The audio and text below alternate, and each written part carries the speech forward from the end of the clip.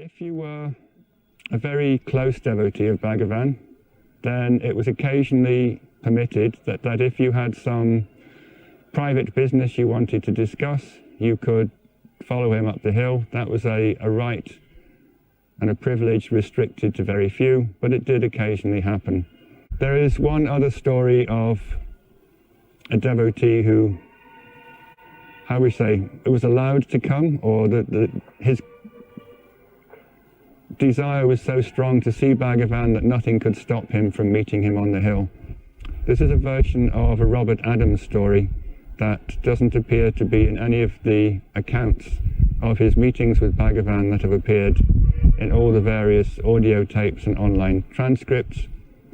It was told to me by a close devotee of his who ended up writing a short biographical screenplay of how Robert Adams came to Tiruvannamalai and how he met Bhagavan.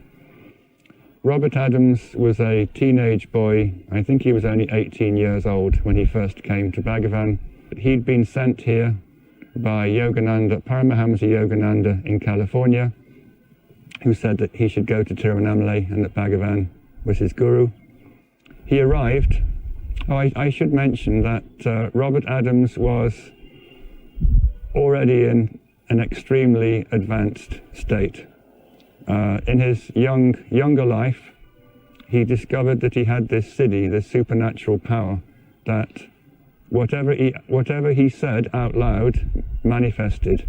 So he said, this is the perfect supernatural power for a kid to have.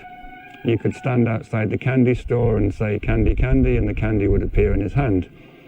And he said whenever he had tests at school, he never had to do any homework. He would just sit down and say, "Answer, answer," and his pen would scribble the right answer. So he went through life having it very easy. And then at some point in his early teens, I think he was doing another test, and instead of saying "answer, answer," he made the mistake, or possibly not a mistake, of saying "God, God, God." And instead of getting the answer to his test, he actually got the experience of God. He said that this had never occurred to me before, but as soon as I said "God, God, God," I actually entered the state of godliness. I had the God experience, and it stayed with me. He said that was the beginning, the middle, and end of my sadhana. I just randomly said "God, God, God" when I was a teenager. I had the experience. But my feeling is there was something that wasn't totally complete.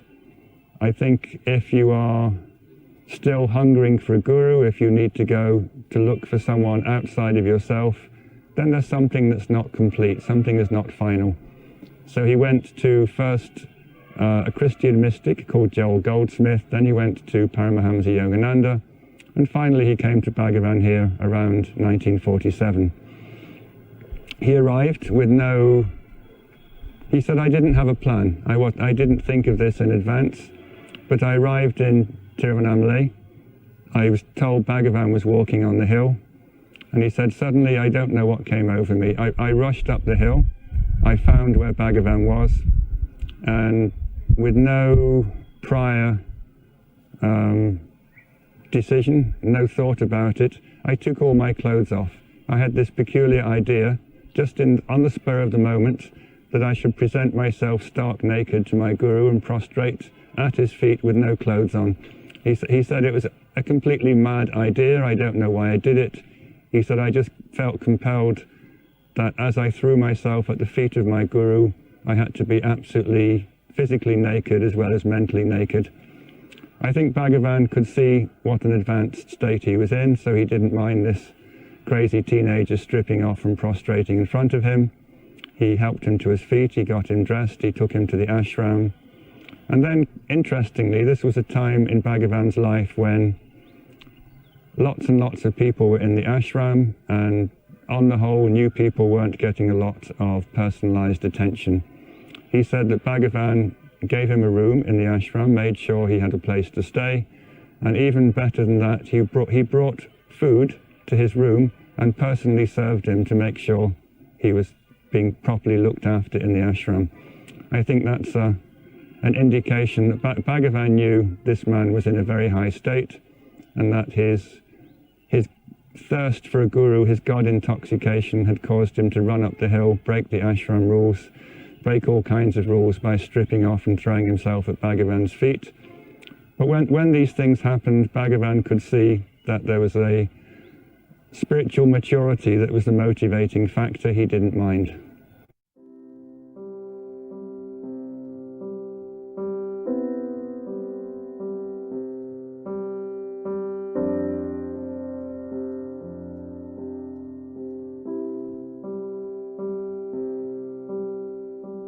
How my heart aches when you look my way. Everything starts to shake more. I can't wait for love. I'm standing at the bottom of the steps of the Ramanasramam dining room. Behind me is the main ashram well, and behind that is Bhagavan's Samadhi hall. This is the route by which everybody came to get their ashram meal from when this new dining room was opened in 1938 until Bhagavan passed away in 1950. As I walk in, there's a large open space on the walls of which are lots of photos of old devotees of Bhagavan. This has been a tradition ever since the dining room was put up, that group photos of old devotees have always adorned the inside of the dining room. And occasionally when somebody asked Bhagavan about a particular person, he would say, "Oh, that photo is on the dining room wall," and somebody would fetch it and he would point it out. Walking around this way,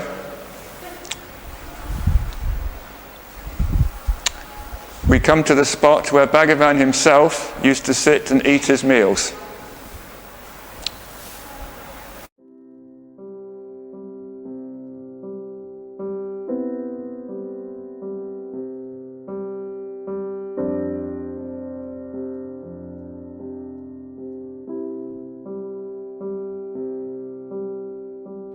How my heart aches when you look my way. Everything starts to shake more.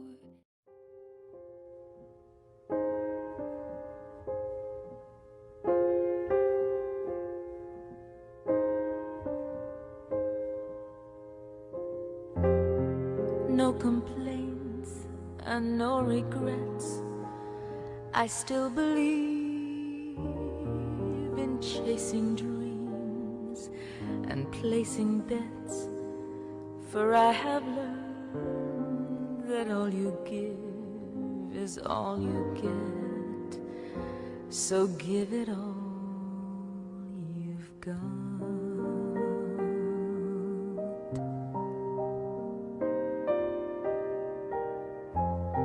I had my share, I drank my fill, and even though I'm satisfied, I'm hungry still to see what's down another road beyond the hill, and do it all again. So here's to life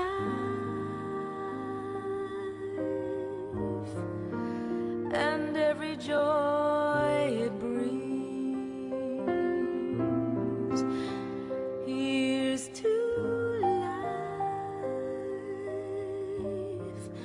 to dreamers and their dreams.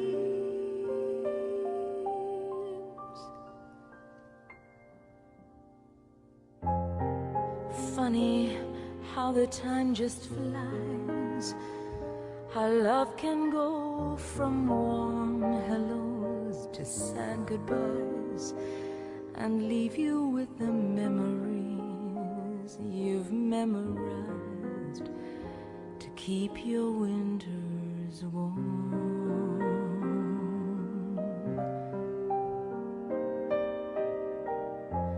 For there's no yes in yesterday, and who knows what tomorrow brings or takes away. As long as I'm still in the game, I wanna play for laughs, for life, for love.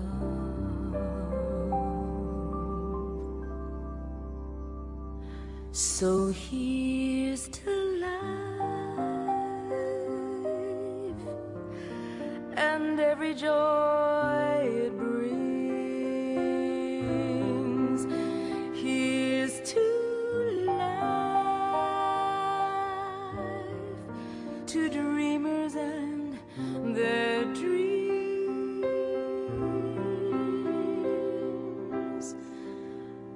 May all your storms be weathered, and all that's good get better. Here's to life, here's to love, here's to you.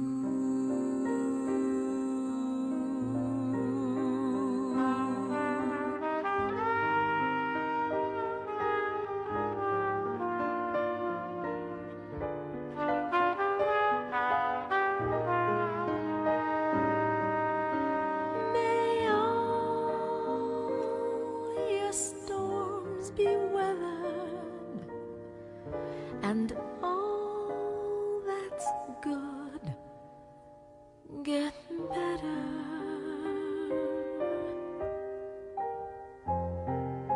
Here's to life, here's to love,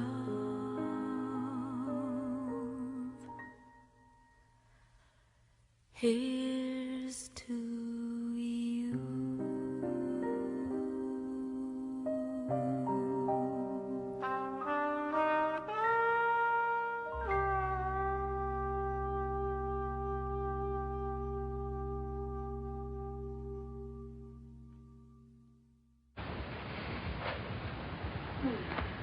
This is truly an auspicious day.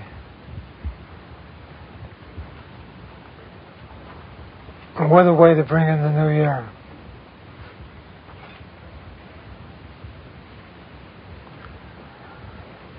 I want to tell you that I love every one of you, and just the way you are.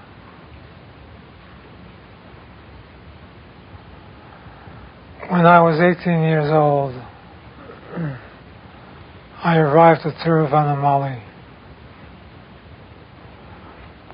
In those days, they didn't have jet planes. It was a propeller plane.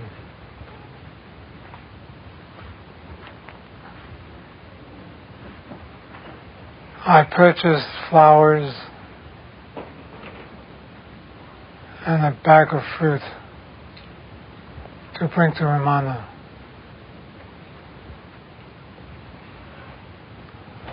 I took the rickshaw to the ashram. It was about 8:30 a.m.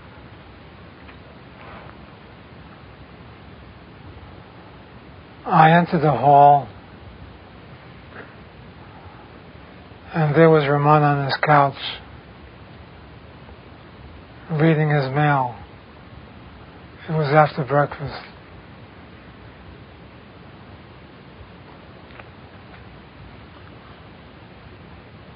I brought the fruit and the flowers over and laid it at his feet. And there was a guardrail in front of him to prevent fanatics from attacking him with love. And then I sat down in front of him. He looked at me and smiled, and I smiled back.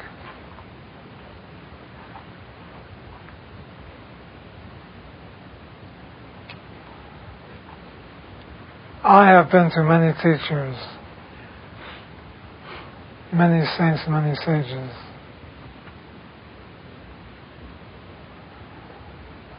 I was with Nisargadatta, Anandamayi Ma, Papa Ramdas, named Karoli Baba, and many others. But never did I meet anyone who exuded such compassion, such love, such bliss as Ramana Maharshi.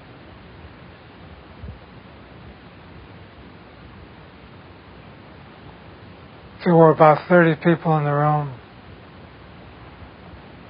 He looked at me and asked me if I had eaten breakfast.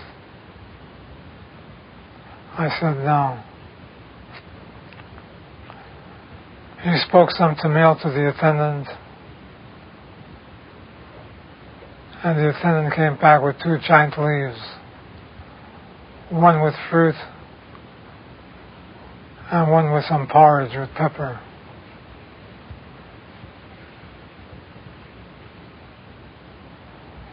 After I consumed the food, I just lie down on the floor.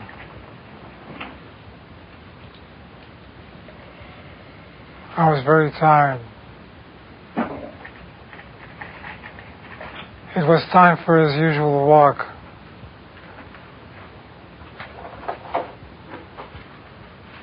He had arthritis in the legs. I could hardly walk at that time.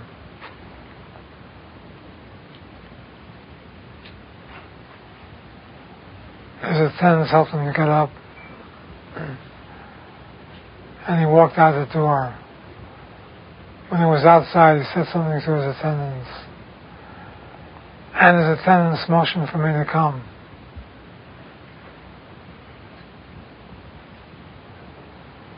He guided me to a little shack that I was going to use while I might stay there.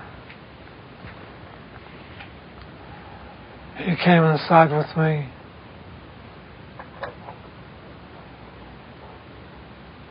And I bet you think we spoke about profound subjects. On the contrary, he was a natural man. He was the self of the universe. He asked me how my trip was, and where I was from, what made me come here.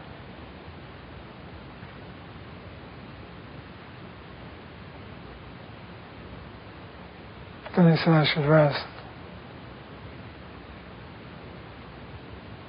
So I lay down on the cot and he left. I was awakened about 5 o'clock. It was Ramana again. He came by himself. And he brought me food. Can you imagine that?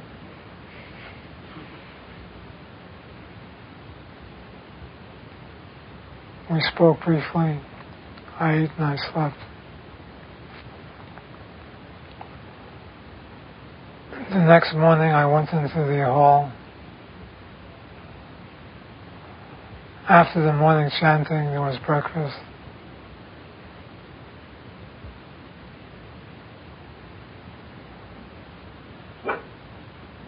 Then everybody sat around just watching Ramana.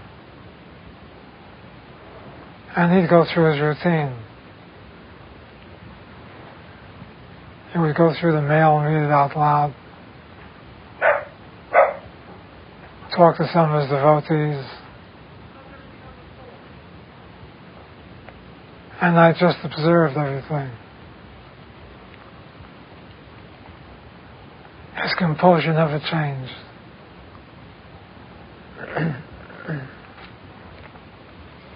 Never did I see such compassion, such love.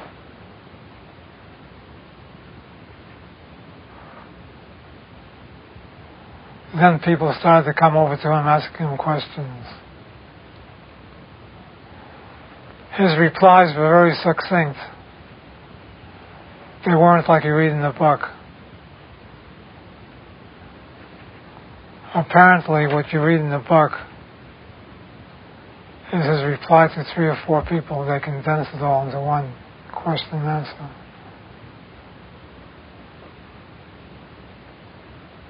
but people will usually ask a question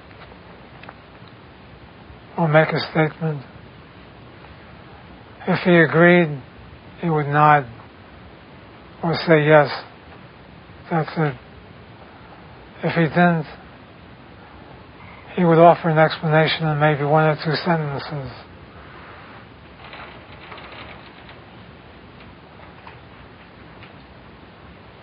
There were foreigners at the ashram when I was there, Muslims, Catholic priests, people from all races and all nationalities. The devotees would sit around and say nothing. But the seekers and the disciples would ask questions.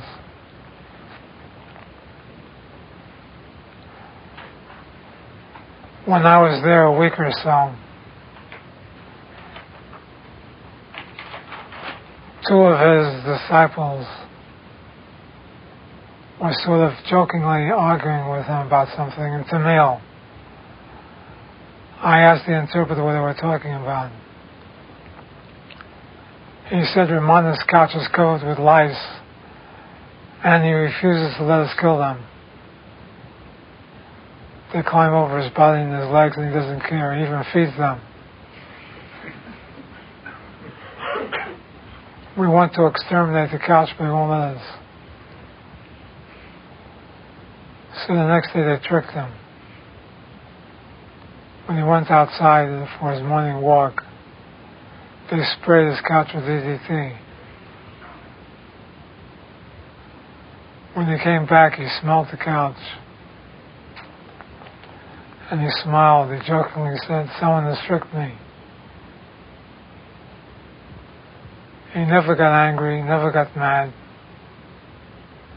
I don't think he knew what the words meant.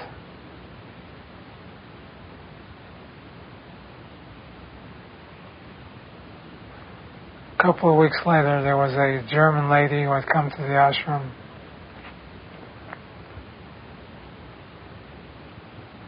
And apparently she made a donation of some kind. But she wasn't happy for some reason. She was complaining to Ramana, and he just kept silent. I again asked the interpreter, what does she want? The interpreter said, she wants her donation back. She wants to go home, back to Germany. So she started to argue. Everything is going on in front of Ramana. She started to argue with one of the managers of the ashram. And Ramana just looked. Then Ramana said in English, "Give her back a donation and add 50 rupees to it." Which they did, and she left. This was his nature. He never saw anything wrong.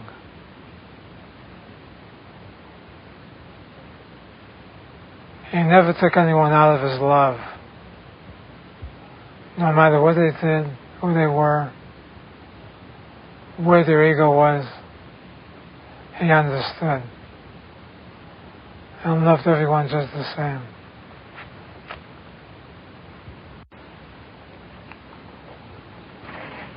We're also celebrating the birth of Jesus this month. He was never born this month, but we're celebrating it anyway. Ramana used to quote from the scriptures. Jesus and Ramana said basically the same things. Jesus said, "The kingdom of heaven is within you." Ramana said, "The self is within you. Search for it and find it and awaken."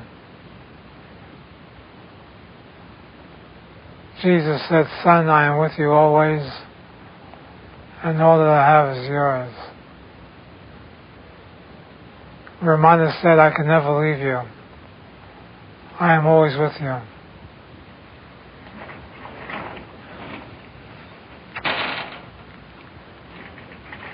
His compassion never left him. 6 months prior to his leaving his body,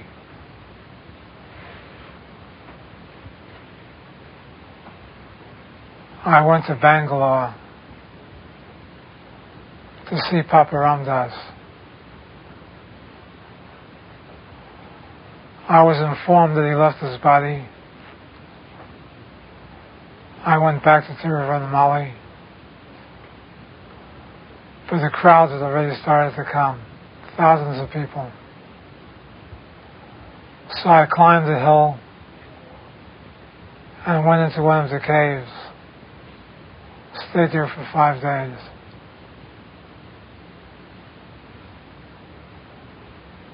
When I came down, the crowds were dispersed. He had already been interned. I inquired of his devotee, who saw him last, what were the last words he spoke. The devotee said, while he was leaving his body, a peacock flew on top of the hall and started screeching. And Ramana remarked to his devotee, has anyone fed the peacock yet?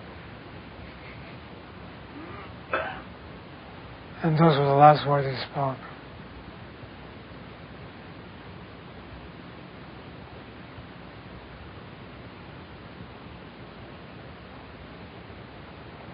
Now let's talk about you.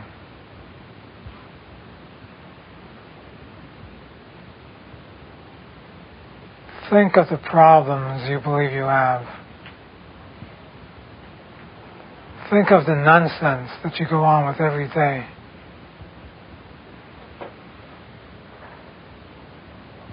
Think how furious you become. How you always want to stick up for your rights, as if you had any.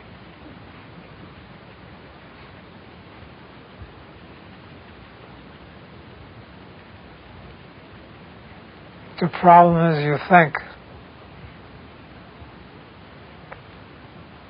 If you would only stop thinking,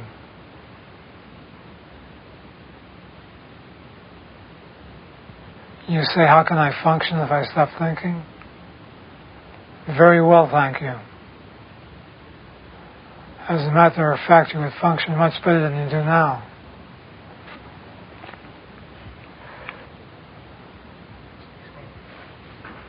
For you will always be taken care of. The universe loves you.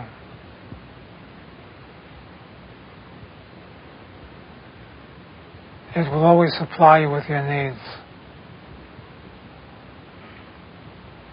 Forget about other people, what they do and what they don't do. Do not listen to malicious gossip. Be yourself.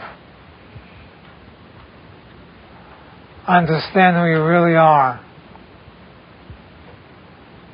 You are the absolute reality. Unconditioned consciousness.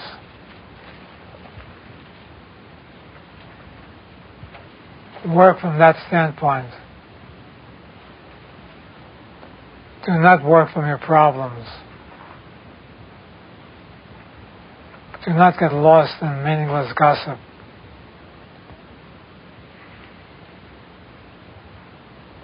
Understand your true reality. Be yourself.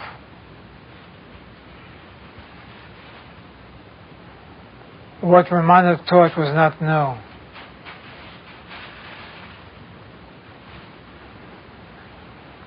Ramana simply taught the Upanishads.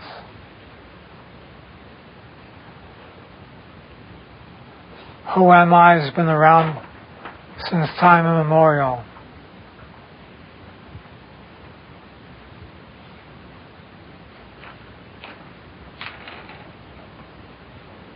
If a teacher always tells you they have something new to teach you, be careful. Because there's nothing new under the sun. Ramana simply revised the who am I philosophy and made it simple for people in the 20th century.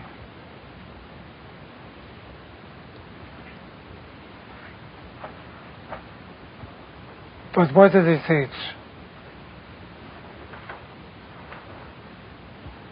He simply taught that you are not the body-mind principle.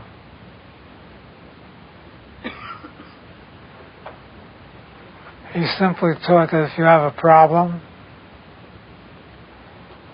do not feel sorry for yourself. Do not go to psychiatrists. Do not condemn yourself. Simply ask yourself, to whom does this problem come? And of course the answer will be, the problem comes to me. Hold on to the me.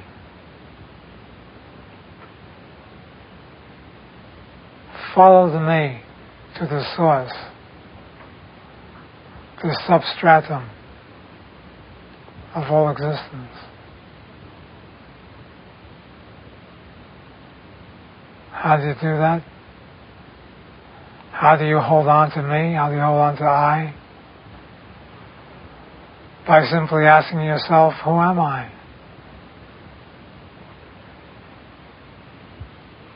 What am I? The same thing. What am I? Asking yourself again and again.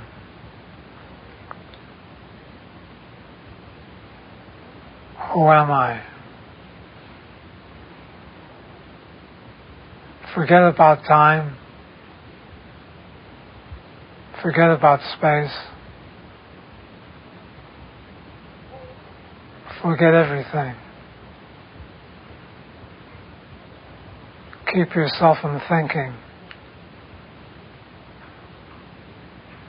When the thoughts come,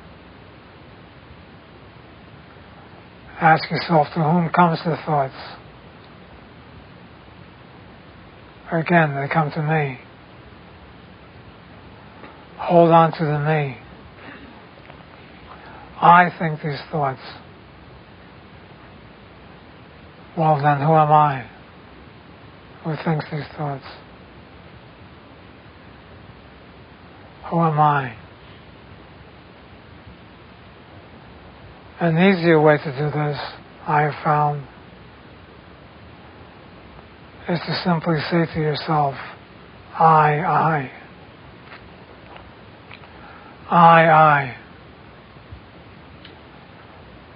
And you will notice as you do this,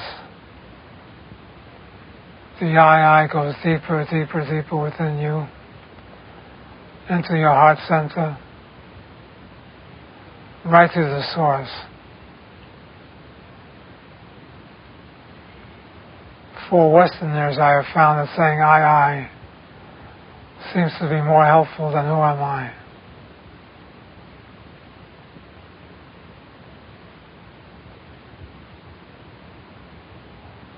Again, do not look at time. Do not ask yourself, when is something going to happen? A devotee went to Ramana and said, I've been with you for 25 years, doing who am I, nothing has happened yet. So Ramana said, try it another 25 and see what happens. Forget about time. Forget about when something is going to happen. Even if nothing happens in this life, you're ahead of the game.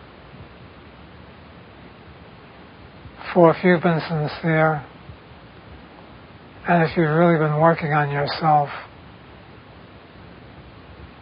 you will come back to an environment that is conducive for your realization.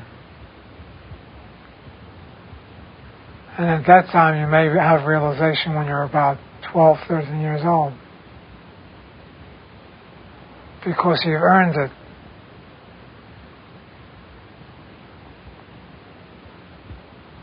But if you're like most people and go around minding everybody's business and saying, I have no time to do this, I've tried it for 2 hours and it doesn't work,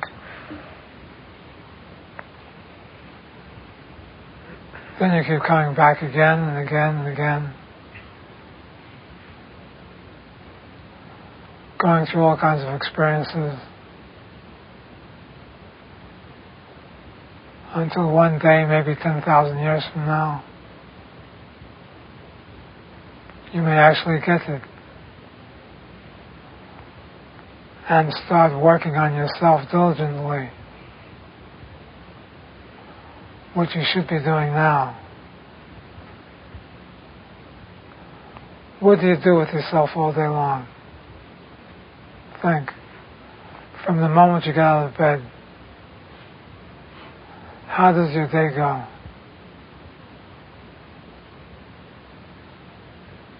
Do you think of God at all? Do you practice? Or do you think about your affairs and your body?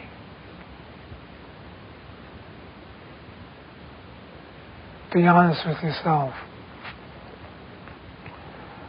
If you're not making any headway in spiritual life, it's because you're not putting anything into it.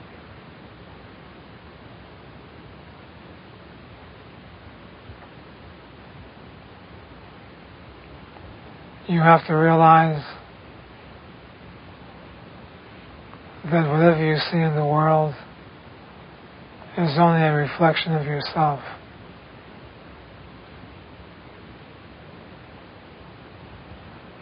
If people are mean to you, if they abuse you,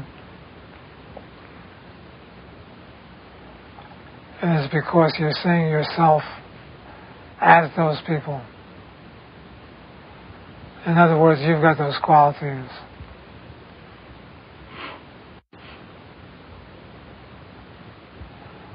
I recall going back to the story of Ramana and the German lady, when he gave her back her donation plus some more rupees. The following afternoon, a devotee asked him, Ramana, why did you do that? And Ramana explained, when she gave us a donation, to whom do you think she gave it to? She gave it to herself. For there's only one self. When she took it back, she took it away from herself. When she goes back to Germany, I'm sure she'll have financial problems until she learns that anything you give is only giving to yourself. For there's not 2 or 3 or 4 selves. There's only one self. And this includes everything you do in your life. And the way you look at another person. You're simply seeing yourself. And this is why the only thing I can do for you is to love you. Because I love myself. And you are myself. When I say I love myself, I am not referring to Robert. When I use the word self, I'm referring to infinity, to omnipresence. It includes everything on this universe. So when I love myself, I am obviously loving everyone and everything that exists. I also realize that everything that exists is a projection of my own mind.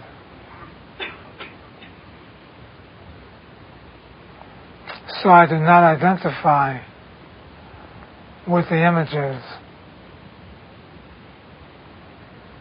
I identify with the source, with consciousness, with absolute reality, with ultimate oneness, with nirvana, with emptiness. While I'm talking to you, I realize I'm talking to myself. Because again, there's only one self. If you can only remember that in your dealings with others, whichever way you deal with anyone else, you're doing it to yourself.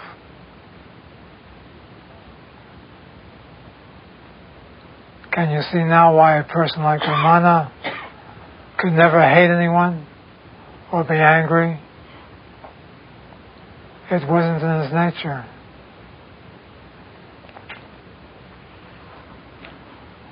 How do you react to life?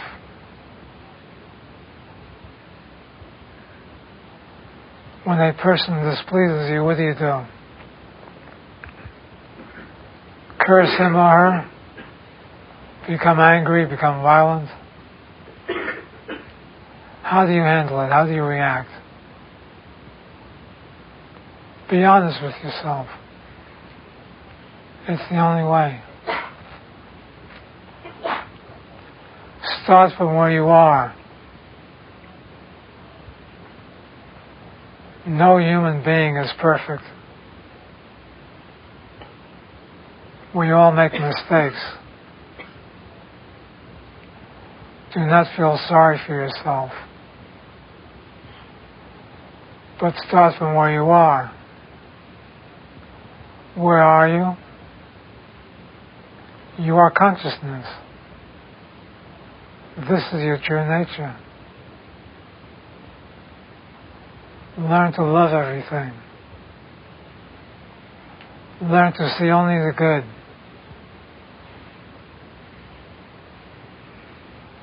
Realize there's a reason for everything. If a person displeases you, simply look the other way and forget it. Learn to stop your mind from thinking. And you do this by immediately catching yourself when you react to a condition. And inquiring within yourself, who is becoming angry? Who feels out of sort? I do. I. Realize you're dealing with the personal I. And all the anger, all the frustration, all the karma, all the samskaras are all attached to that personal I. Consequently, when you get rid of the personal I, everything else will go with it. So don't try to solve your problems. Do not try to become a better person. Do not try to run away from your life. Simply see who it is who is running, who it is who needs to be a better person. Who has all these problems? I. Always I. Hold on to that I with all of your might. But do not concentrate on the I. You concentrate on the source, which is consciousness, God.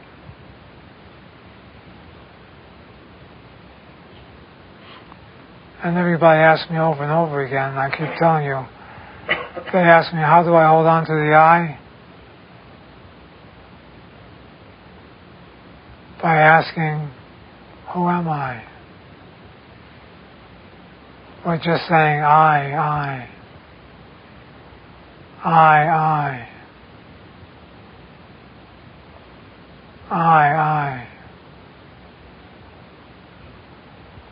Automatically, you will notice the I going deeper and deeper and deeper and deeper within your heart.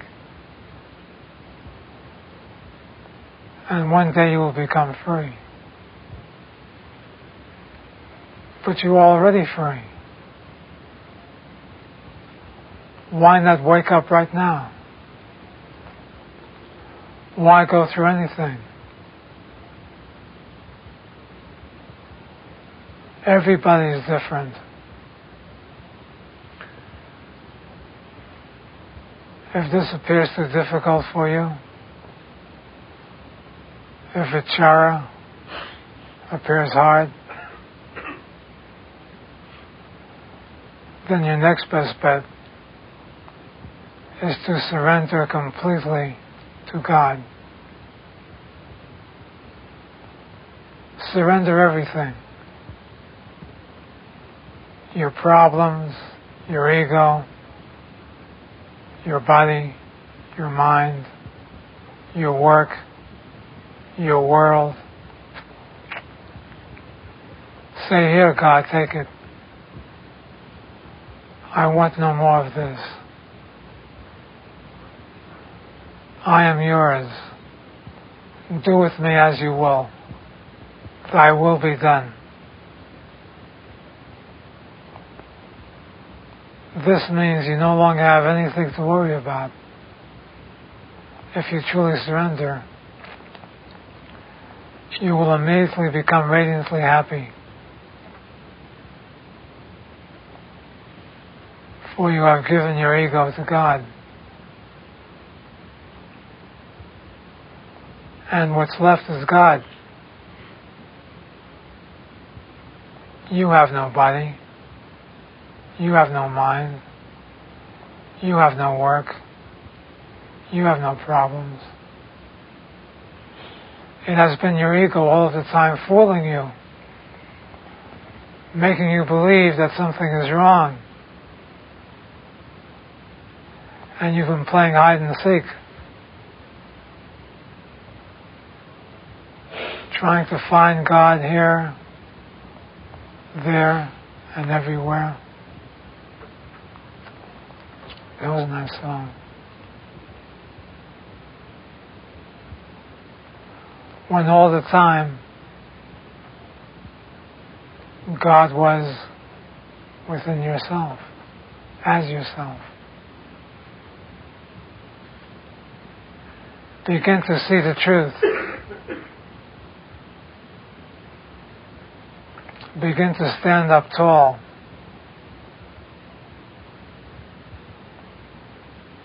Become fearless.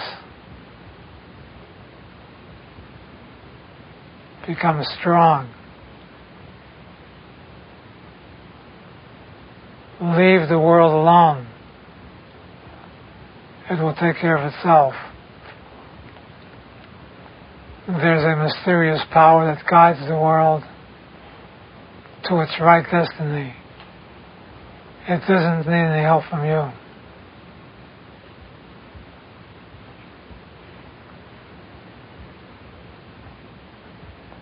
If you're meant to do certain work in the world, it will be done. But you have nothing to do with that.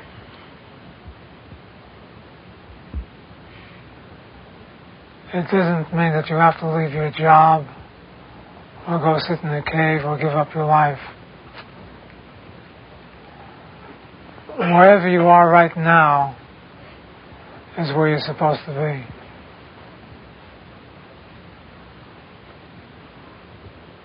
just feel, I am not the doer. And your work will go on. Do not be attached to your work. Do not react to any situation or any condition. Be yourself. Focus your attention on consciousness. And your body will go on doing whatever it came here to do. Everything is preordained. Even when I raise my finger like this, it's preordained. Do not be egotistical to believe that you have any power over everybody or anybody, or that you are the doer.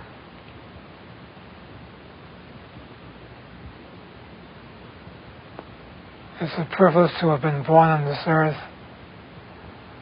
and the reason you have been born is to find your real self.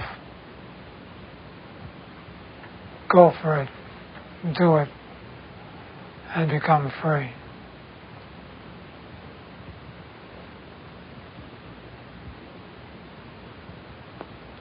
I don't know why I talk so much. It doesn't do you any good.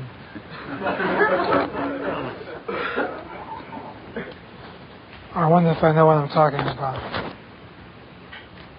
It doesn't matter anyway.